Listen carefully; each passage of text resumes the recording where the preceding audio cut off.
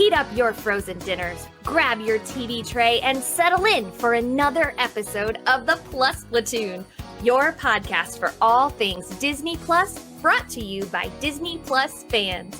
Watch along with us every week as we cover all the new, the old, the good, and the bad on Disney Plus.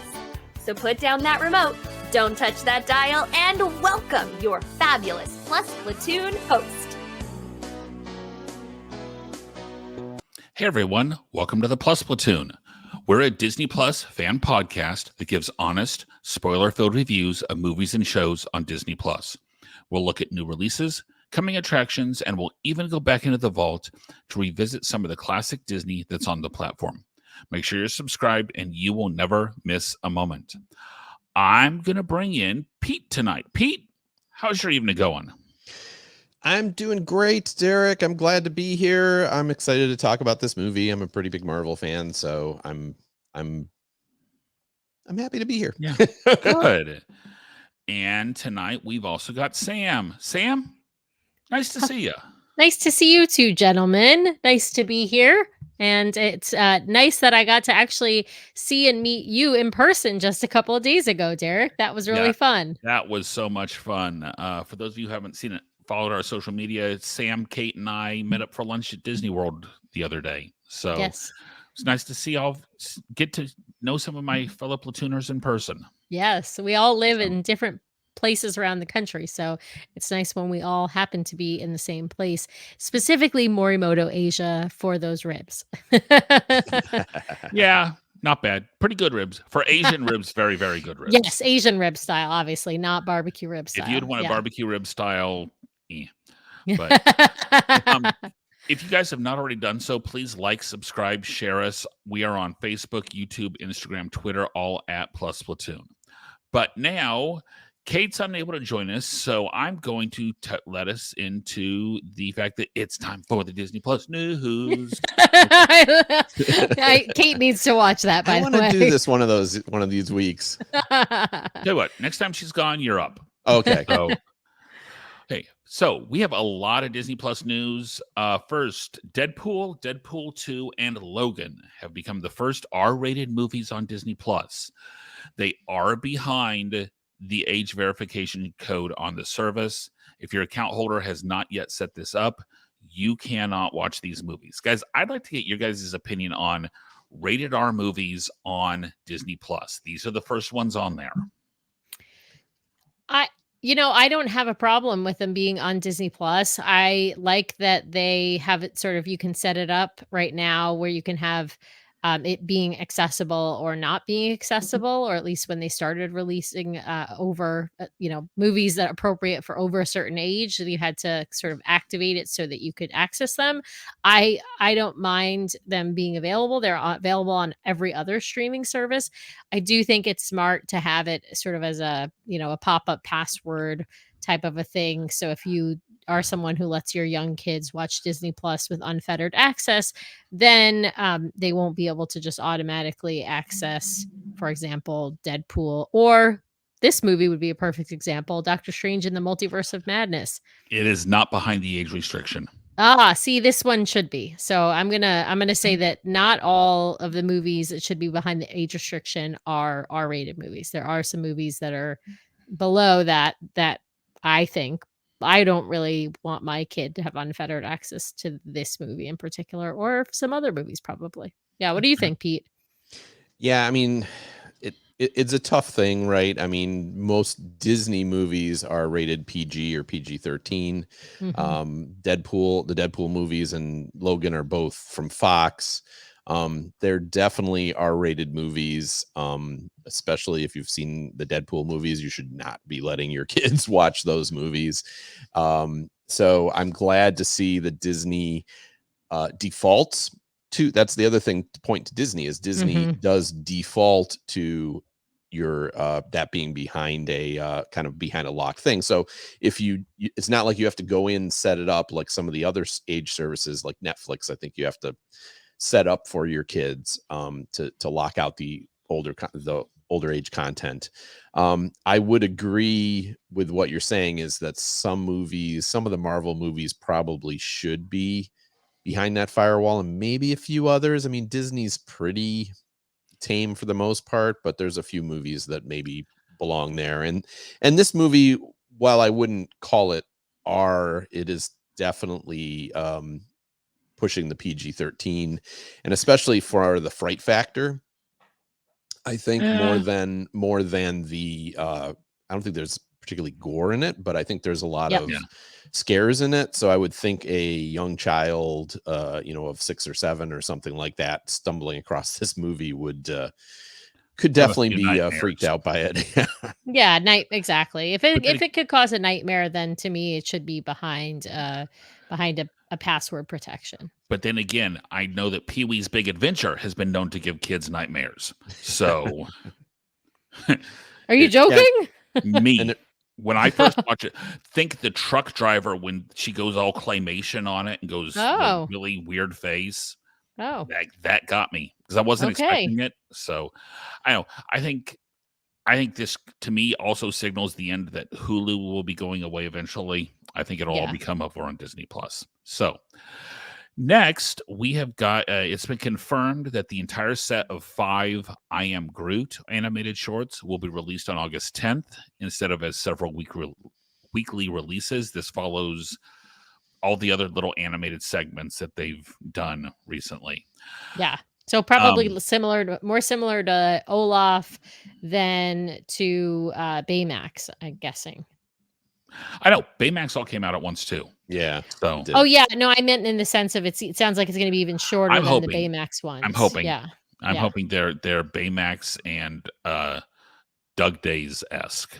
So, phases 5 and 6 at Comic-Con this week have been announced, along with tentative release dates. There are there's 6 series from Disney Plus that are a part of this. We've got She-Hulk coming out August 17th. Mm-hmm. It released an updated trailer with new CGI. I know that was the biggest complaint about the original trailer. Oh. That show will be the end of phase 4, which is what we're in now. Wakanda Forever is the end of phase 4. Is it the end of 4 or is it the start of 5? It's the end of 4. Okay. No, Wakanda Forever is. This will be I the last don't even know show. what any of the phases refer to. I'm going to be perfectly honest. I'm a pretty decent Marvel Cinematic Universe fan, and I don't many sections of the stories.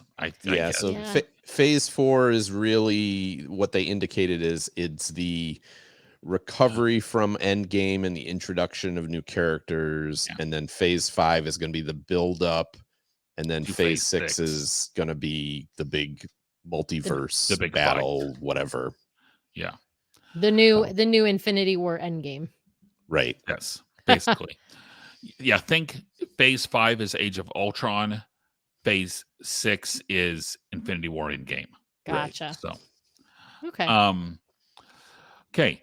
We have Secret Invasion will be coming out spring of 2023. Echo will come out in summer of 2023 with Kingpin and Daredevil both being confirmed. It's also been confirmed that Daredevil is going to be in She-Hulk. At least making an appearance. So we've got Loki season 2 in summer of 2023. We have Ironheart in fall of 2023, which will include Don Cheadle as returning. Nice.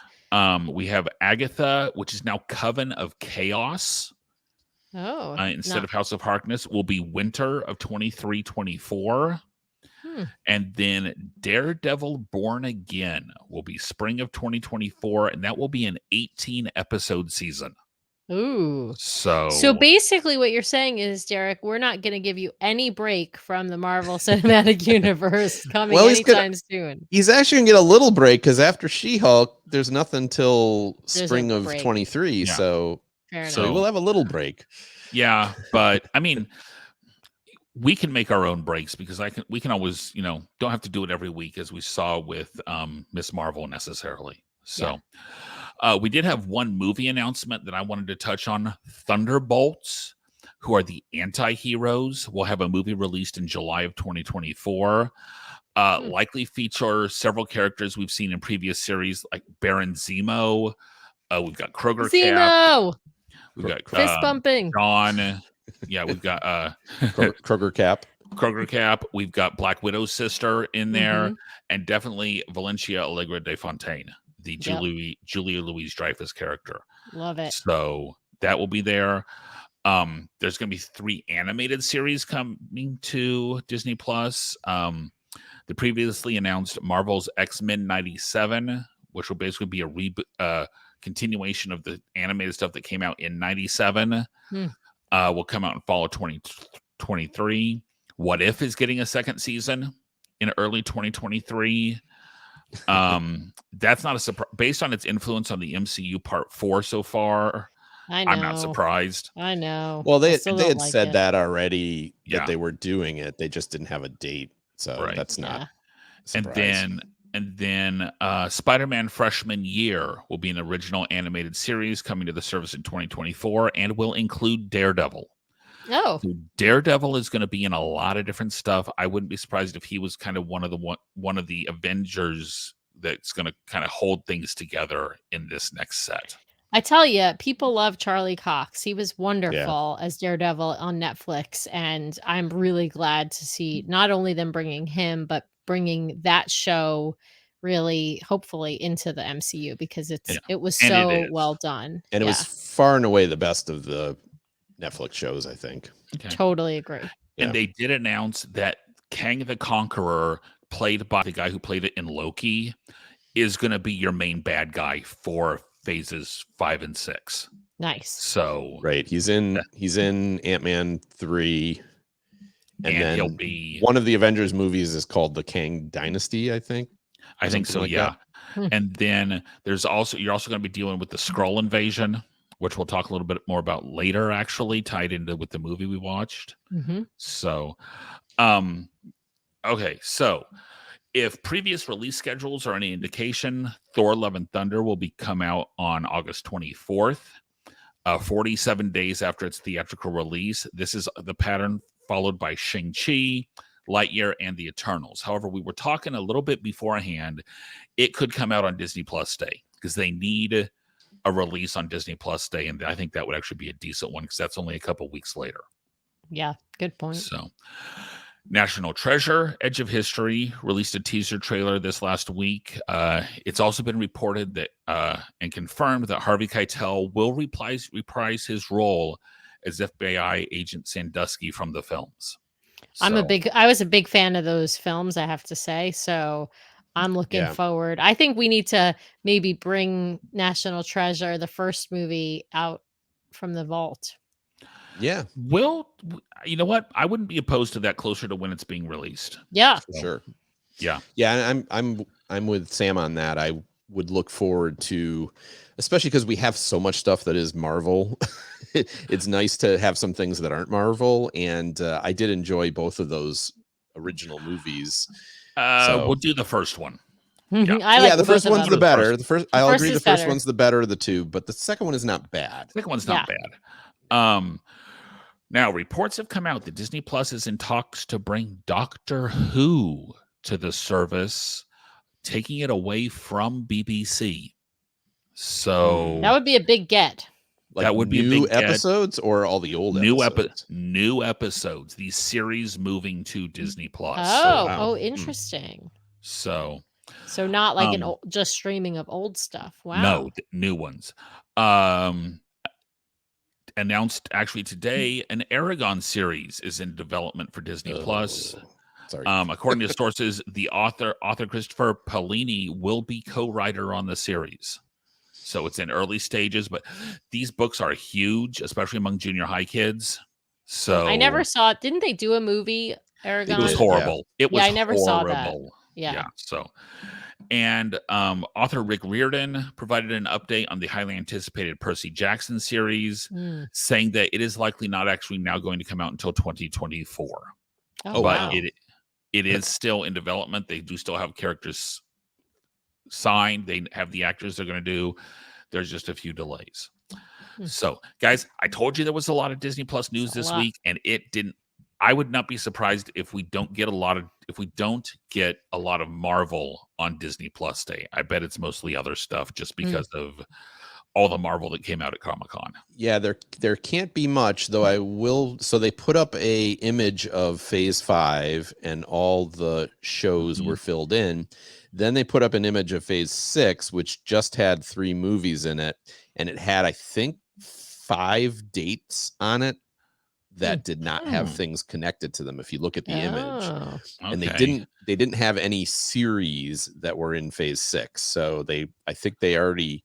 So there is something that they could announce, as part of Disney Plus Day, especially if it's something Thor. If they would release Thor: Love and Thunder and announce a new Thor movie in Phase 6. Yeah, so I could see some series being announced, and because at the last D23 they actually announced like She-Hulk and Ms. Marvel, which are just coming out now. Okay. So I could see far in advance. There is also going to be a movie that's been teased called The Mutants.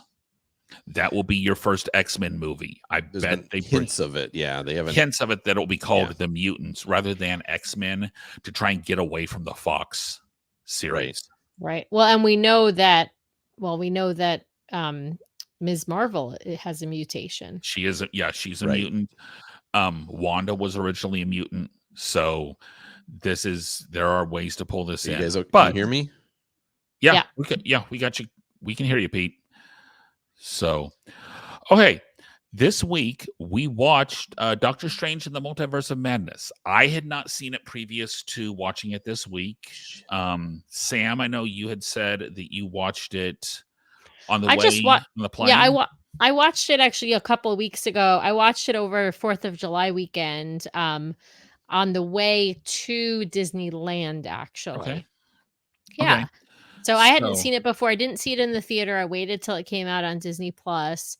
I think Pete saw it in the theater and then probably watched it again. He's one of those people who does see a lot of stuff in the theater. In fact, I think he's already seen Love and Thunder. I have not yet seen Love and Thunder. I'm waiting again until that comes out on Disney Plus to see it. Okay. So, Pete, can you kind of give us a semi-brief what happened? And I said semi-brief. Semi-brief. What happened in Doctor Strange in the Multiverse of Madness? So, guys, if you have not watched and seen this yet, please pause the podcast, pause the video, go watch it, and then come back. Or just listen to Pete and save yourself 2 hours.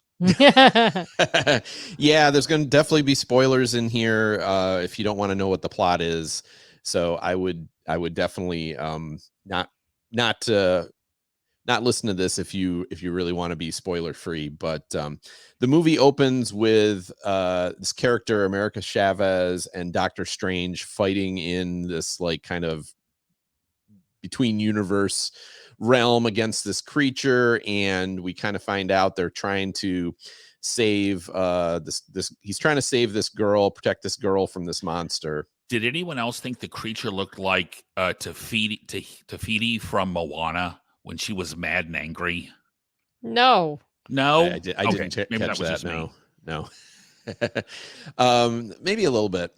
But so at one point, so this isn't the Doctor Strange we know. This is another Doctor Strange from a different universe at this stage, and he's trying to fight off this creature.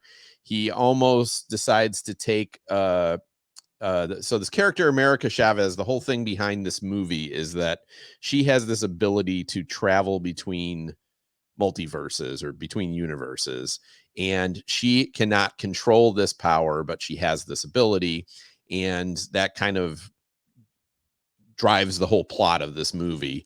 And at this early moment, he threatens to kind of like take the power from her and kill her to defeat this monster, but then he's killed. And when she gets frightened, she generates this power, and her and the dead Doctor Strange end up falling through to another universe. At that moment, our Doctor Strange, which is Earth 616, wakes up and he's like, ugh. And he had this dream that we just saw. It happens to also be Christine Palmer's wedding day, who, if you watched the first movie, that was the woman that he was kind of in love with, but wasn't really in a relationship anymore with, because he's such an arrogant jerk. That's a And good so way to sum it up. Yeah. yeah. That's And polite so way to she's, say you it, know, yeah. he kind of regrets that he didn't end up with her, but she's like, no, we wouldn't ended up together. I can't stand you. So he's at the wedding ceremony, and this monster appears in New York Which is City. gutsy for him to show up at the wedding. Yeah, I got to give him some credit for coming to the wedding. You know, he's trying to be the bigger man there. I don't wasn't know. going to say it was a good thing. No, but yeah, for sure. But it's the little bit of character development we get in this movie. I mean, there's not a lot, but we get a little bit of him talking to Christine. And so, anyways, this monster comes along. America is now on Earth 616, and Doctor Strange goes out to fight the monster. Wong shows up, who is currently the Sorcerer Supreme. They both fight the monster for a while. Fight. Manage to defeat it. Sure, we'll go ahead. Is it important how he is now Sorcerer Supreme instead of Doctor Strange? I think the only point to that was that, like, that. Because I don't know. Yeah. So he doesn't. Doctor Strange doesn't quite play by the rules, so to speak, and for that reason, I think he was. I don't know if he ever was declared the Sorcerer Supreme or not, but and it might have been when he was like gone in Endgame for 5 years. For 5 years, Wong took over. I don't know. Okay. Or it may be that this Earth 616 isn't the Earth that we've been in the whole time. No, 616 is supposed to be the Earth we're in the whole time. It is. Okay. I think he's just. I think it's one of those things where in this realm or this universe, whatever, he's at this stage, anyways, not the Sorcerer Supreme. I don't think it really matters to the story. So, anyways, they fight for a while. America talks to them. She explains the situation, that she's been kind of on the run from these creatures. So Wong takes her to Kamertaj, which is the fortress where all the sorcerers train in Tibet. And Doctor Strange decides to go to talk to Wanda. Actually, America brings her to the dead body of the other Doctor Strange that was there to kind of prove this whole multiverse thing. But they see runes, so he says, I'm going to go talk to Wanda. He goes to talk to Wanda, and I got to give the movie credit on this. I thought they would spend a while trying to fake us out that Wanda wasn't the bad guy. And the movie only did that for like 2 minutes, and then we were like, oh, she's the bad guy. Yeah, it didn't take long. So good on the movie for that, because I everybody kind of knew it up front that it was likely going to happen at some point in the movie. And the fact that they were just like, nope, we're just going to put this right up front. So obviously he figures this out, and she's like, I'm going to come get her. I want to use her to go and get my kids from another universe, because I had all this stuff that happened in Westview. I had kids. I was happy. Now I'm not happy. Which I thought it was a little bit of a cop-out that he did not talk to her at all about Westview. Just because, oh, well, you made it right, so it's okay. Right. Yeah. Yeah, I'm not here to talk to you about Westview. Yeah, and it was, and one thing that gets mentioned here and in a few different places in this movie is that she's seeing her kids in her dreams, because you have your dreams connect you to the multiverse, or you get to see what's going on in other universes in your dreams. I never heard of this before, but okay. We're going to talk more about that later. So anyways, Strange goes back to Kamertaj. Wanda shows up. Big fight. Blah, blah, blah, blah, blah, blah, blah. Is there anything really I got to talk about there? Wanda kills a lot of people. That's really it. Yeah, Wanda kills a lot of people. She ends up knocking. Again, whenever America gets scared, she like opens another dimensional portal. And so again, right before Wanda gets her, she gets knocked. Her and Strange get knocked into the multiverse. They pass through a whole bunch of universes in a pretty cool scene. Which was a cool shot. Yeah, that was really neat. Like there's like a paint universe where You don't want to made out get of caught paint. there. You don't want to And- get caught there. Yeah, and I noticed there was also like a bone universe where all the buildings were made of bones, and Mhm. it's But there's pretty pizza. But there's pizza. Some kind of pizza in every Pizza universe. balls. Yeah, there's pizza in every universe. Yeah. And anyway, so they end up landing in a universe which is actually, according to my notes, is Earth 838. So for those that are keeping score. In the meantime, Wanda is still at Kamartaj. She's captured Wong. She's got the Darkhold, and she's going to use it to connect to a Wanda in whatever in Earth 81838. And one of the other wizards like destroys the Darkhold, and she kills that wizard. And then she basically kidnaps Wong, and then says, "You better tell me how to find the stuff from the Darkhold, or I'm going to kill everybody." And so Wong just goes, "Okay," and they and they go off. In the meantime, again, Strange and America are on Earth 838, which is slightly different from our Earth, but it still has a cameo from, oh man, why can I never think of his name? The guy that's in all the Sam Raimi movies.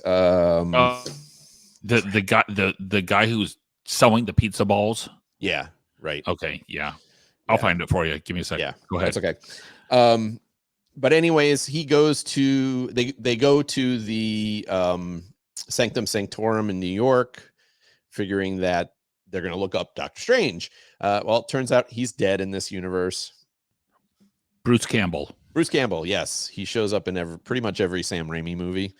And he even does a little bit of Evil Dead stuff where he punches himself in the face with his for what, 3 weeks or something like that. Yeah, but that's part of the plot of the Evil Dead movie. One of the Evil Dead movies, his hand gets possessed and he like beats himself up. But so it was kind of a homage to a previous Sam Raimi movie. But anyways, so this is where Baron Mordo is there, who was his friend in the first movie, but by the end they were kind of enemies. And the end of Doctor Strange 1 like sets it up that he's going to be the bad guy in Doctor Strange 2, but we don't see the Earth 616 Mordo. We just see this one. He acts nice towards Strange, but then he drugs him, and basically they lock up Strange and America. Christine Palmer is there in this universe. And then they let Strange out. They put some manacles on him so he can't do magic, and they bring him to visit the Illuminati. And so this is the big scene that I think, we'll want to talk about for a bit, where he meets the Illuminati in this universe. And we're looking at Captain Carter, who we saw in What If, but it's basically Peggy Carter took the serum. We have Black Bolt, who was the leader of the Inhumans, and there was a very short-lived Inhumans series a few years ago, and Black Bolt was on that show. We have Captain Marvel, but it's played by Maria Rambeau, who in the Captain Marvel movie was okay, Carol's friend. So that's who that was. Okay. Yeah, it's Monica's mom, right? Monica's mom, correct. Okay, right. So that's the captain. That's like alternative universe Captain Marvel, apparently. And then the thing that probably made all the Marvel fans scream was Reed Richards shows up from the Fantastic Four, and it's played by Jim from The Office.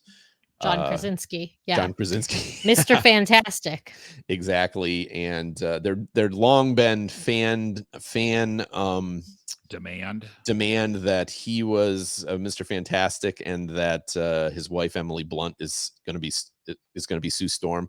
Just because he shows up here doesn't mean he's going to be the final Fantastic Four Reed Richards, but they're coming. And then finally, Patrick Stewart rolls out as Professor X, and which we kind of knew from the commercials, but we get all these, wow kind of moments going on there. Basically they decide that they're going to kill no, they're going to vote to see if they're going to kill Strange, because their Doctor Strange had told them, if I ever show up from another universe, just kill me. And so so that's going on. Meanwhile, Wanda goes to, and I had to look this up because I didn't remember, but Mount Wundagore. Mount Wundagore. She goes to Mount Wundagore with Wong, and that's where like the Darkhold was written long ago, and they worshiped the Scarlet Witch there. So she has all the spells there again. So she performs a spell that allows her to project into her own body in another multiverse. So she basically takes possession of the Wanda that's in 818 or 838, sorry. That Wanda has kids. She's all excited to see her kids, but then she has to go off to get America. We have another big fight where she basically kills all the Illuminati in pretty quick order, which shows how powerful she is. Yeah. Yeah. In fact, I think Captain Carter actually does the best against her of all the superheroes, but none of them do real well. I would say Charles Xavier does okay until she takes over his mind. Yeah. Yeah. But it doesn't go well for the Illuminati. Let's put it that way. No. In the meantime, Strange and Christine helps Strange and America escape again. Then this Wanda, there's a couple sequences in this movie that are very horror-esque, and this sequence of Wanda chasing after them through the tunnels is definitely very horror movie stalker, unkillable villain going after people. But anyways, she eventually catches up with her. She grabs America, and she knocks Christine and Strange into yet another multiverse.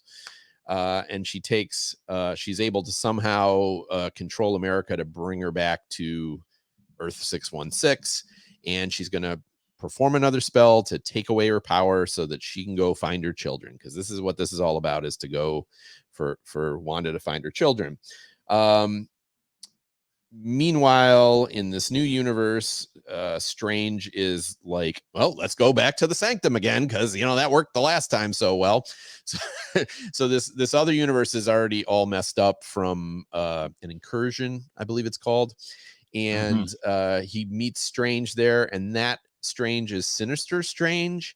It's not exactly the same Sinister Strange from from What If, but it's kind of similar to the character that shows up in What If you did see that episode, but it's not important to watch the episode. Basically that version of Doctor Strange had used the Darkhold to get Christine back, and he messed up the whole universe. And there was something in there about some other book that they were trying to get to. Oh, the good book, basically. The good book, but the good book gets destroyed anyways, so it didn't really matter. So the Book of Ashanti. The Book of Ashanti, that's it. Yep.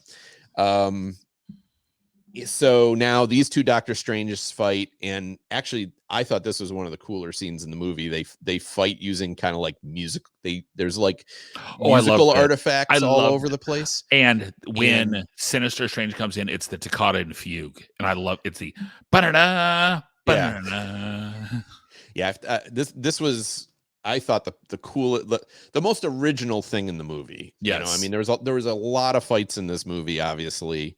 But this one actually felt like someone had a really good idea, and it's like, let's do this, and it worked beautifully. Anyways, our Strange wins again, and he realizes that he has to use the Darkhold to try to save America, but he can't get across the multiverse without her powers. So he's like, well, I need a Doctor Strange in that universe. Oh, there's a dead one there. So he decides to use the Darkhold to possess the dead Doctor Strange, which I also thought was really cool. I really like this part. I don't know how you guys felt about it, but the problem is if you possess a dead body, then the demons come to get you. So Christine has to protect him from the demons in this universe, and in that universe, he kind of uses the demons to form a cloak. I don't know. It's cool looking. So then he goes to fight Wanda, and Wong is still there. They fight again. There's a lot of fighting in this movie, for sure. But I would argue, not a lot of fighting graded on a Marvel curve. Well, there's a lot of one-on-one fighting. There's not this like nameless, faceless fighting armies fighting against each other like you have in like the Avengers movies. And fighting is the term fighting is there's not like, big people, thrashing each other all over the screen. It's more like magic type fighting. It's a lot of this. A lot of yeah. So I think they lose again.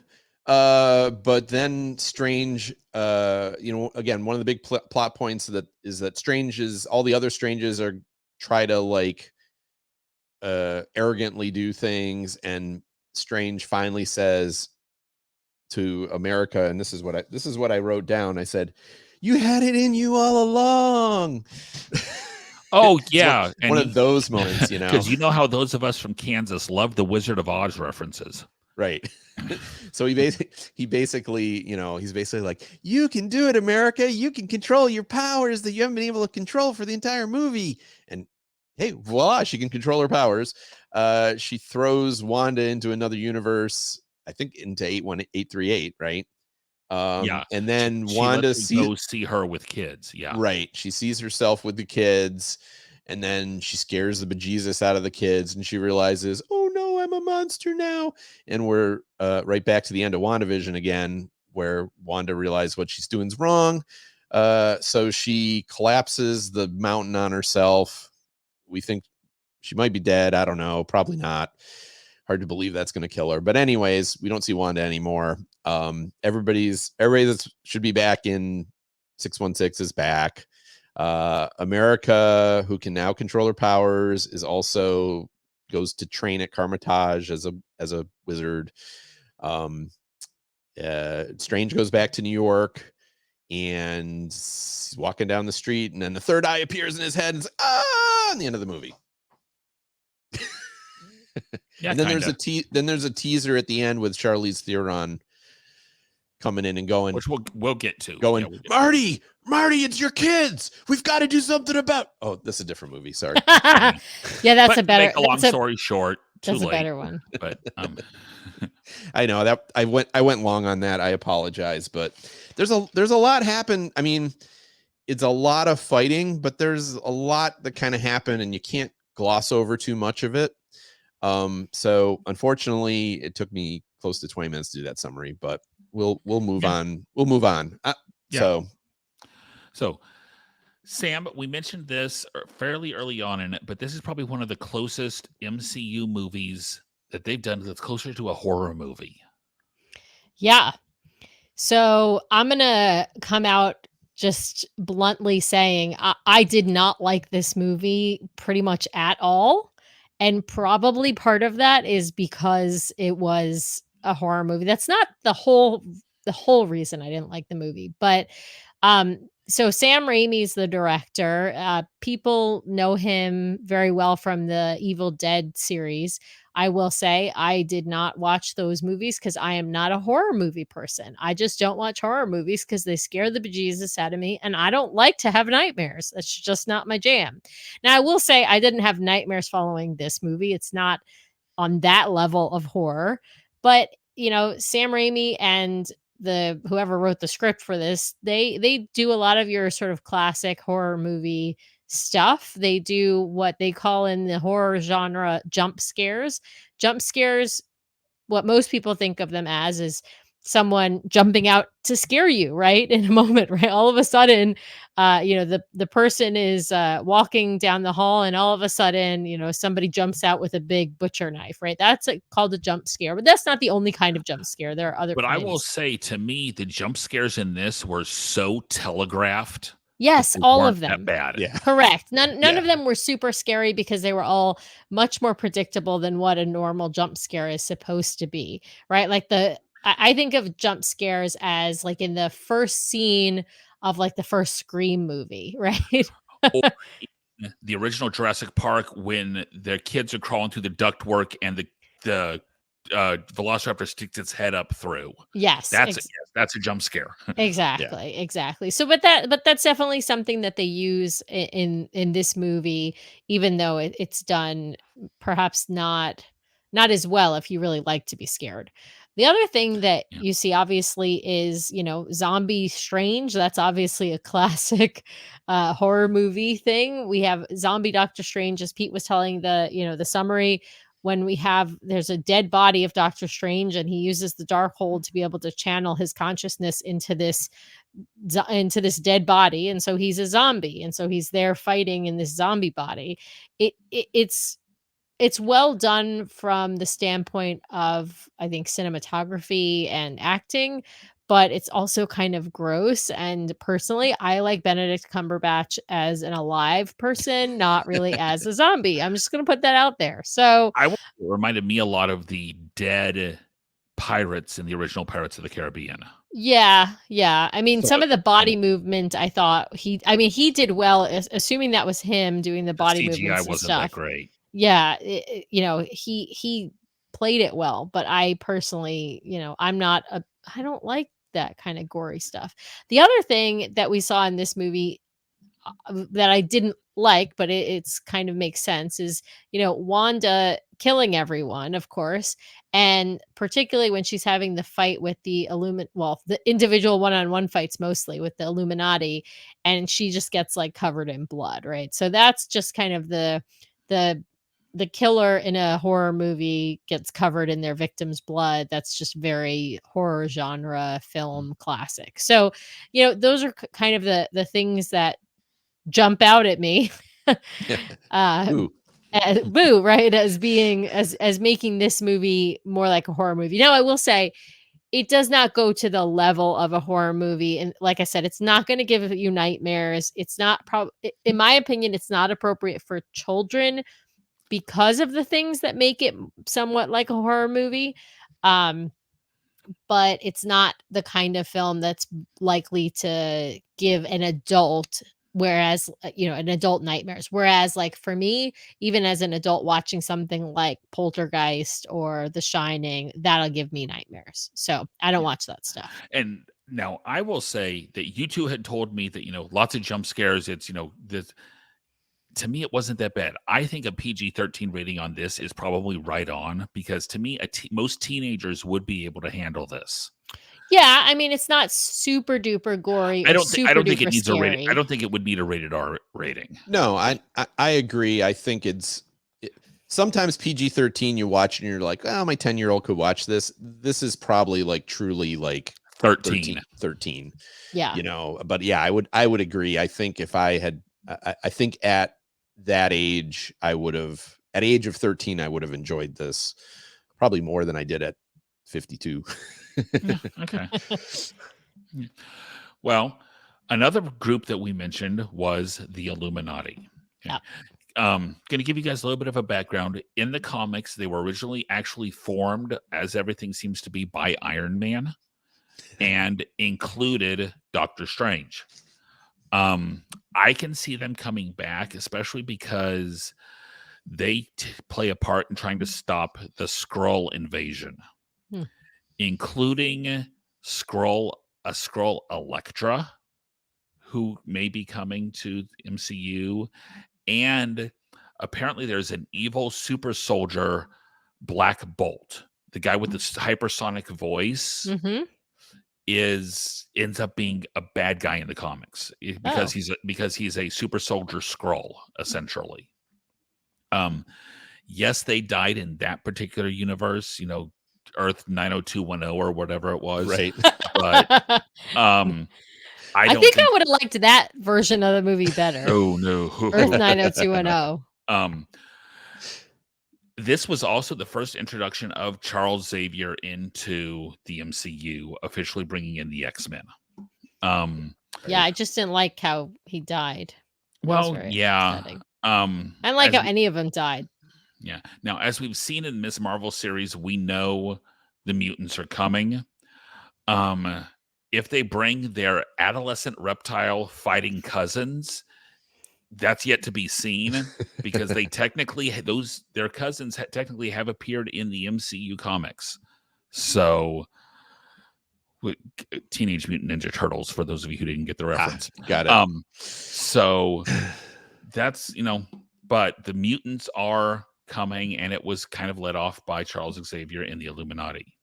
Okay. Yeah, and I think Nickelodeon owns Teenage Mutant Ninja Turtles now, or maybe has a license to them. But I said they have appeared in both DC and Marvel comics. So interesting. So they're one of the few ones that have actually, because they're not owned by either one. Right. So they could cross over. They could. I don't think they will, but they could. No. So, but this was definitely, like, when you talk about fan service, this scene in this movie was total fan service, as much fan service as Marvel could pack into a single scene. Oh yeah, just and then they all die. Right. Yeah. And then they just kill them all. Right. So it's like literally just about, like, hey, who can we put in this scene so that fans will go, holy cow, it's so and so. And they don't have to put them in any of the other movies. That's the other thing that they get out of this, right? Because they're all dead. Right. They can bring them back, because we know in the multiverse is infinite, right? So we know, like, there's other iterations where the same person is Captain America, but then there's iterations where it's a different person as Captain America. So they could do the same thing with this Earth 81838, whatever. 616 could have John Krasinski in it, but he might not be Mr. Fantastic. He might be somebody else. True. Right. So let me ask you guys, was there, I know Derek isn't a huge Marvel fan. Was there a character in here that you were like, oh, that's cool to see that character for Patrick yourself? Stewart. Patrick Stewart as Agreed. Yeah, Patrick Stewart as Charles Xavier. Yeah, same. I love him, and I love Charles Xavier, and so I was happy to see him. I actually would have liked to see perhaps the young Patrick Stewart actor, the one who played in the newer movies, who plays Dr. Xavier, but maybe in a different role. That would have been kind of a cool crossover as well. So, because as sad as it is, Patrick Stewart's not going to live forever. Yeah, and I actually really like the other actor. I love Patrick Stewart, but I actually really like the other actor as a young Charles Xavier as well. So, awesome. Oh, hey, I was glad to see Captain Carter in live action, because that's probably the most. Yeah. That's probably the most we'll ever get. I think she's back. Of Haley Atwell. You think we might see her at some point in the future? I think we see her at some point in the future. I really do. Yeah. I think we see her. I think we see her with the Skrulls. So now, Pete, you mentioned how dreams played a part of this. How dreams were a vision into the other multiverses. Yeah, I don't think we need to talk about this too much, but it was an interesting concept to me at first. It was kind of like, oh yeah, well, that makes sense that when you're asleep, you're connecting to the other multiverses and you're seeing what's going on there. But then the more I thought about it, I was kind of like, well, it's kind of like, that's not really what dreams are about. Like dreams are like your subconscious working things out. It's like, I would rather that be what really is than, oh yeah, I'm having a dream where I'm, like, in my running through my high school in my underwear. That's really happening to me somewhere in some other universe, right? Right. Or you're a lizard and that's really happening in some other universe. Right. Well, but Loki showed us that could happen. I know, so that's what I'm referring to. Or my teeth are falling out and my teeth fell out in another universe. Yeah. So it's, it was, I guess it was useful to give Wanda motivation more than anything else. Yeah. And I will say, to give Strange a a glimpse into how he could be, right? Versus Yeah. how he needed to be. Yeah. Yeah. And I did talk to Micah about this, and there is little to no basis for this anywhere in the comics. So Yeah. this is a MCU invention, as it Yeah. were. Not So- surprising. Yeah. Now I wonder if it'll still, I mean, obviously they're going deeper and deeper into the multiverse here in the next several Oh, years. it's So I getting wonder, deep. yeah. So I wonder if this whole, using dreams to shift between will come back to us, Oh, probably. So, Yeah. okay. Wanda in this was definitely the bad guy. Now, Sam, I'm going to ask you, were any of Wanda's actions justified? No, you don't murder people to kidnap somebody else's children. No, that's the answer. You don't murder all the people at Comertage. You don't try to kill America Chavez to steal her power. I mean, you don't murder the Illuminati. I mean, it was honestly, this whole thing was a mess, a big old mess to me. I mean, listen, if it was like to save your child like from being killed in a particular moment, yes, you do anything as a mother to to protect your child. But what she was trying to do was kidnap somebody else's children, some other version of Wanda's children. Her version of her children, they were created out of her mind. They never really existed, I guess. At least that's what it sounds. That's what we kind of learned from WandaVision, right? So her children don't exist, right? Another Wanda's children exist in another universe. So, and why would you? I understand like wanting to be with those children. Okay. But then see if that other Wanda will let you have a relationship with those children. Don't try and kill people in order to kidnap those children and pretend that they're your own.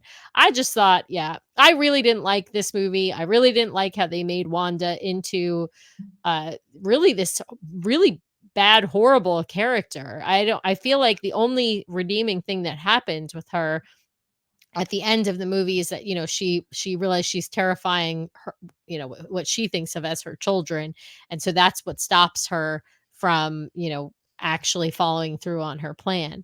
But to me it was just kind of crazy that she would get herself. I know she wasn't good in WandaVision and she was controlling everything, but I really did not, I'll be honest, I did not expect her to be this bad of a bad. I thought she was, kind of I thought the Wanda we saw in WandaVision was hurt and did things that she wouldn't normally do, but she wasn't evil. This Wanda was evil and bad and not justified whatsoever. I don't know. Pete, did you have some thoughts on it? So I did, because this was one of the main problems I had with this movie was that WandaVision set up her motivation for this movie, right? To get her kids. But also the whole thing of WandaVision was the process she went through of grieving. And that's part of why that show worked so well, in that it was getting her through that process and everything like that. And at the end of it, she comes out of it going, oh man, I've kidnapped all these people and I'm controlling their minds and they're all miserable and everything like that. This is wrong.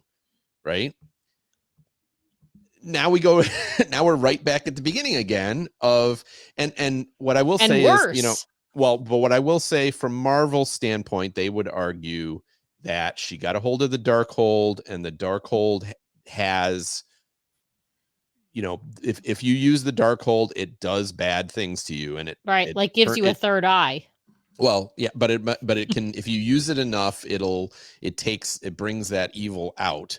But it still doesn't work for me, because it just kind of gave her character the same arc that we had just seen, but threw her back to the beginning. What do you think, Derek? And see, to me, I want to go back and touch on something Sam said about how if your kids are in danger, is there anything you wouldn't do to them? At the end credit scene of WandaVision, you hear them saying, "Mom, help." I think that if they had gone to a universe where her kids were in trouble, To me, that's something completely different, and that could have helped justify her action. Totally agree with you, Derek. I actually thought that was going to be the premise of this movie based on the end of WandaVision. I thought the end of WandaVision was she was going to have to save her kids from some big danger, and that she might do some bad things in order to do that, right? I did not expect what this ended up being, which was, in my opinion, an attempted kidnapping. Well, Yeah. and multiple murders. Yeah, well, yeah. I mean, setting us, yes. I meant the motivation being Right. an attempted kidnapping, but well, and yes, and the other thing I kept thinking is along the way. like, okay, there's like, I don't know if there's an infinite number of multiverses, but there's a lot of them. Infinite. Isn't there? Well, right. Isn't there anywhere like Wanda She dies has to go help her? Right. and her And kids the kids are orphans? Yeah, and she exactly. could Go find to them in that that world. universe, Right. and or maybe she could have gone to America and said, "Can you help me? And let's get your powers under control." And so it's I mean, obviously, the motivation in a movie is to make the movie happen, right? But as I said, I struggled with. We've been following Wanda for so long, and to have her end story be to go like completely evil. I don't know. Is it? Go ahead, Derek. You want to say something? That actually kind of helps bring up our next point of what's next for these characters. What are we? And I'll start with Wanda, because is Wanda gone? No, I don't think she's gone. I honestly don't think she's gone. She destroyed the Darkhold. She destroys the temple. It doesn't say she's dead, and Marvel loves to bring people back from the dead. Another point, the Wanda in 8675309 or whatever universe it was, has powers. She has powers because you can see her on the stairs. She forms the red balls with her hands. Yep.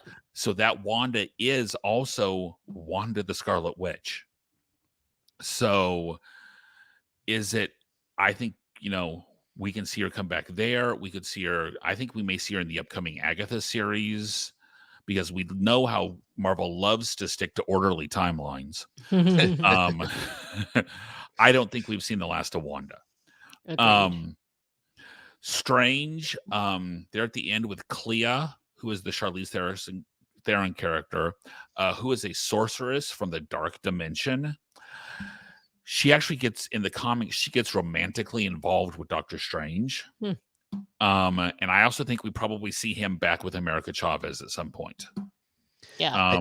I definitely see America coming into the whole, if we're having this whole multiverse war, I gotta imagine she's gonna end up being an important character to that. One of the heroes, stories. right? Yeah. I can one of the definitely see heroes, her. correct. Yeah, I can see her there. She does become one of the key parts of the Young Avengers, who are coming. I don't think they've been announced. Nothing's been formally announced on that yet, but we've seen that coming in over and over. In the comics, she does interact with She-Hulk. She-Hulk helps her out in a case or two. And I think she could be in with the Marvels, because she's in with the Ultimates, who they're kind of making the Marvels out to be. I wonder if, as far as because Young Avengers is, I would agree with you. There's, we've got. I wanted to call her Kate Blanchett, but that's not her name. But Kate Bishop. Kate Bishop. We've got the young. We've got the original. Remember the original Super Soldier's grandson, right? From Falcon Winter Soldier. He becomes one of them. Yep. And I'll tie into this. Both of Wanda's kids are Young Avengers. Yep. I don't know that they're going to pull them in. I think with how they use them in this movie, I just don't see them showing up in 616. So I see them coming in and state. I think they bring the Young Avengers in Phase 7. I think that's the next set of movies. So you think so? I was kind of wondering if we're going to see a TV series, a Young Avengers TV series, probably in like before the next set of Avenger movies. But very possibly. It's hard to say. But because Billy, the older one, who the one in WandaVision was dressed like Doctor Strange, right, becomes essentially his final name is Wiccan. He is one of the main members of the Young Avengers. His brother becomes Speed, Right. another member of the Avengers. So they can either come in phase 6 or somewhere between phase 7 and phase 412 that our great grandkids are going to have to put up with. Yeah. I think they show up Well, there.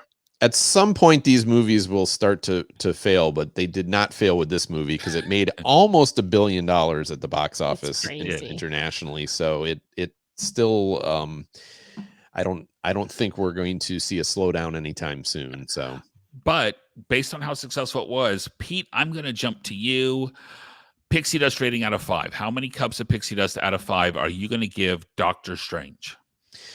All right, so I have to say I'm the only one that saw this in the theaters, and honestly, at the time I saw it, there's some very cool sequences in it, but I didn't love the movie. I liked it. It's kind of grown on me in thinking about it since. There's things I like about it. I'm still not going to rate it highly. But I think in the end, I'm going to give it, I think I'm going to give it a 3. Okay.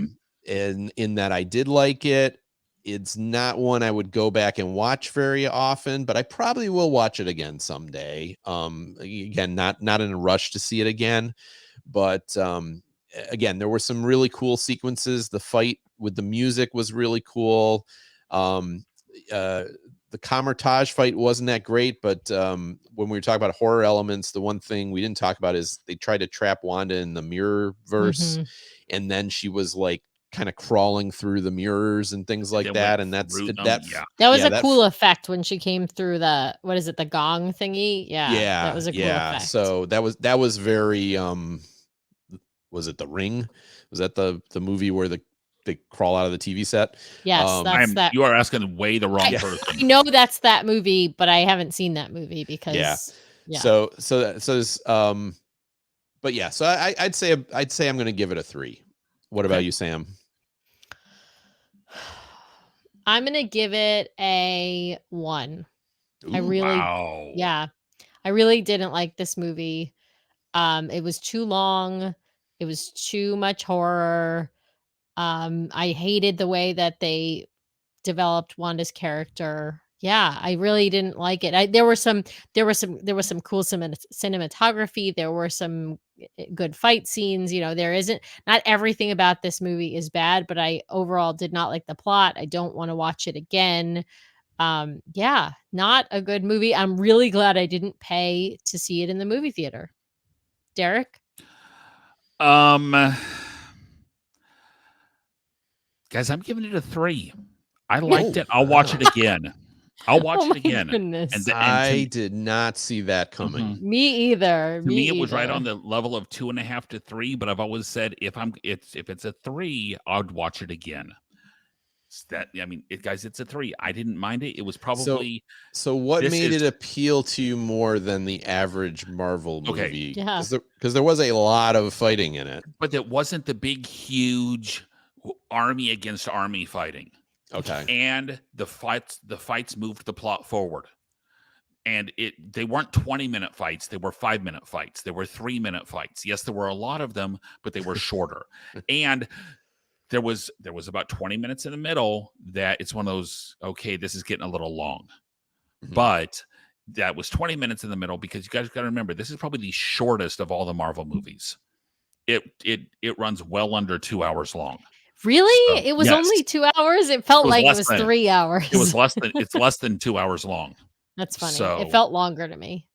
And not to me. I think without the credits, it was like an hour and 50 or something like that. Well, even with the English credits, it was before you got into the all overdubbing and everything. It was still under 2 hours. But to me, it kept moving. There was character development the whole way through, and there was a definite resolution at the end. As definite as Marvel can get. Yes, there was Stephen Strange is off to join, Charlize Theron somewhere, but okay, fine. But the main story wrapped up. So to me, that's what made it.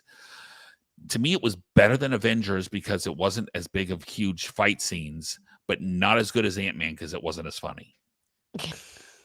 So yeah, there wasn't a ton of humor in it for sure. There really wasn't any humor. Yeah. But and as I think part of it was the two of you had prepped me for it being so horror-esque and jump scares and all that, and it wasn't. I think actually might have helped me like the movie better. So now, past few weeks we have done Marvel, and ad nauseum Marvel. Next week we are not doing Marvel. We all say yes. Yes, we are heading to Radiator Springs. Out Yay. of the Hulk, we are going to Cars. Ka-chow. Ka-chow. Ka-chow. Guys, this is a movie I have probably seen 1,000 times, literally 1,000 times, because it was my son's favorite movie growing up. I was gonna ask and say, was it a kid favorite? Because my kid loved. I Am Lightning. I Am Speed. One winner, 42 losers. I eat losers for breakfast. Wait, breakfast? Have breakfast? Okay, guys, I could literally probably quote this almost line for line. My kiddo loved this movie as well. His first in-theater movie was actually Cars 3, because obviously he was born in 2013, so after the time of the original Cars. But he loved this movie. This was his favorite for a couple of years. Yeah, so we are diving back into the vault. Cars will be next week. The week after that, I'm going to preview, guys, because it's going to be a series coming out.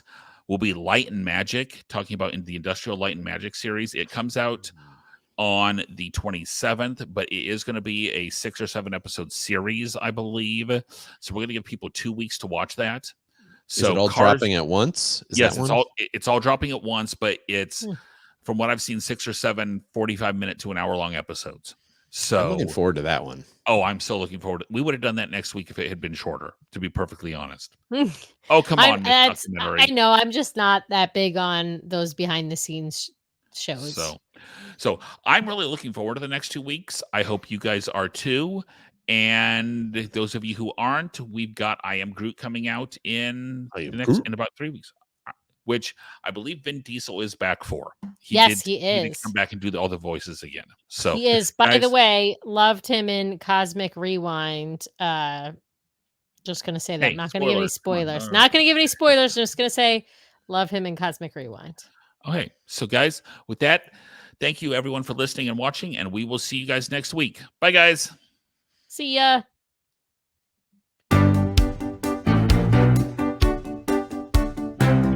Thanks for watching this week's episode of the Plus Platoon. Be sure to subscribe to the Plus Platoon podcast to keep getting great content each week.